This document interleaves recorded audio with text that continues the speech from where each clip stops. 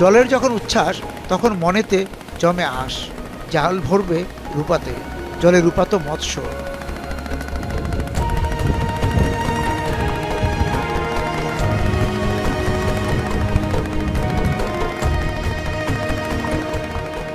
জেলে এখন ইচ্ছে করলেই দরিয়া নেমে পড়তে পারেন না।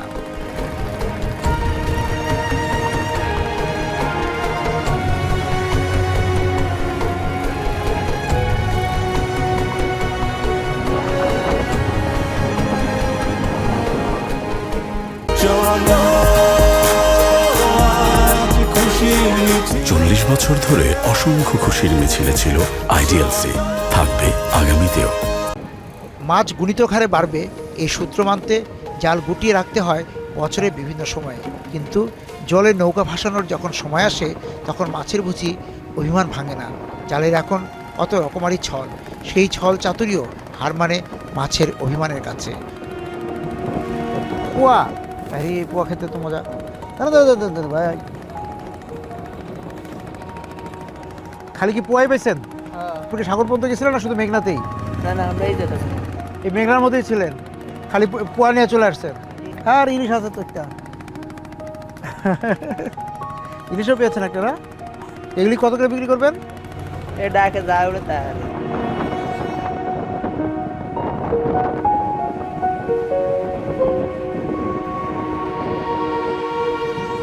ইলিশ এখন ধরা পড়ছে কেমন? এখন মোটামুটি কম, এখন কলার সিজন এখন কম। তা আমরা এই যে বাজারে দেখি, ঢাকায় দেখি, তারপরে যে বিভিন্ন জায়গায় যে বাজারে যায়, ইলিশের আকারটা বা সাইজটা ছোট হয়ে গেছে কেন? ফার্স্ট দেশের মাছ এক দেশে যায় গোলায়, শহর গেলে দেখা যায় বিভিন্ন মাছের বিশাল মাছ দেখা যায় বুড়ি হয়ে যায়, কিন্তু মাছ যখন দেখা যায় এমন সারা বাংলাদেশ এক জায়গাতে বুড়ে, তখন দেখা যায় বিশাল মাছ। তখন এখন আমরা তো প্রত্যেকে দেখা যায় অনেক মাছ পড়ে নদীতে, প্রতিদিকে দেখা যায় অনেক মাছ পড়ে, কিন্তু নদী আসলে মাছ এত নাই, কিন্তু মাছ এত নেই। এখন কত বড় মাছ পাওয়া যাচ্ছে ইলিশ? ইলিশ ইলিশ এখন পাওয়া যাচ্ছে উর্ফে 900 গ্রাম। আর এমনি যখন সিজনে আসে তখন সর্বোচ্চ কত পাবেন? সেজন্য মনে করেন 1.5 কেজি। 1.5 কেজি পাবেন। 1.5 কেজি এবার দাম কেমন ইলিশের? এখন মোটামুটি দাম আছে, মাছ কম হিসেবে দাম একটু ভালো। ভালো জি না, কিন্তু যারা কিনে তারা তো বলতেছে দাম বেশি, মানে তাদের কিনতে কষ্ট হয়। যে এই আমরা এই জন্য তো বলছি মোটামুটি দাম ভালোই, বেশি বেশি। আপনার কত বছর হলো মাছ ধরায়? আমি কত 15 বছর। 15 বছরে। তা মাছ কি কমতি না বাড়তি? আগে মাছ কম বেশি, এখন জেলে বেশি, মাছ কম।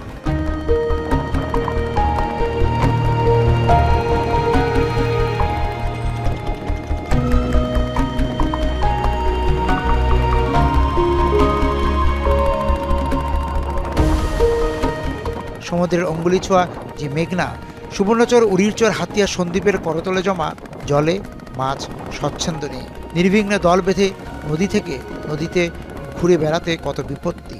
আছে পলিমাটির পাহাড়, আছে ওদের ফাঁদে ফেলার রকমারি জাল। সংকেত যখন বিপদের তখন ওরা তো নতুন পথ বেছে নেবেই।